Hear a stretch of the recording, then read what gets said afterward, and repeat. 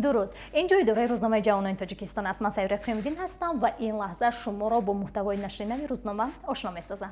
تاجیکستان در مرحله نوی ترقیات یا قدم استوار دستپروری مکتب دولتداری امام علی رحمان در پیاده کردن تجربه پیشقدم جهانی.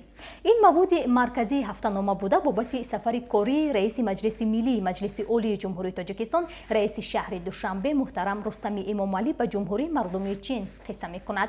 در این سفر محترم رستم امام علی با رهبریت این کشور واخوری انجام داده بابت تأسیس چند کارخانه نو و لایحه‌های دیگر گفت و شنید کردند. کاروان ژورنالیستان در مهمانی نورافران و بازدید از وادی رشت.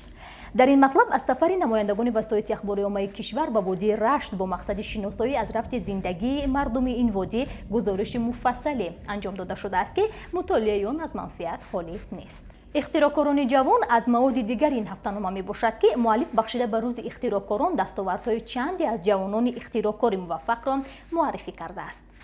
دلیر محتاجوف رسامی که با رنگ‌ها در نبرد است. در این مواد می توانید که بابت حیات و فعالیت و دستاوردهای رسام دلیر محتاجوف معلومات مفصلی بگیرید، چون خبرنگار روزنامه با این رسام در عرفه جشن زادروزش صحبت انجام داده است. سه گام استوار محمد اقبال در راه ورزش. صحیفه ورزشی هفته‌نامه درباره فعالیت ورزشکاری موفق و قدم‌های او در راه موفقیت گشتن جودو که تا این زمان 70 مدال از مسابقه‌های گوناگون به دست آورده است محمد اقبال توشف تهیه گردیده است که مطالعه این مواد را برای تمام دوستداران ورزش توصیه می‌دهیم. تستر از برق. با این نوع مواد دیگری در صحیفه ورزشی هفته‌نامه روی چاپ آمده است که درباره دونده افسانه‌ای شاهی دوندگان در مسافه کوتاه حسین بولت و برد و باخت‌های او قصه می‌کند.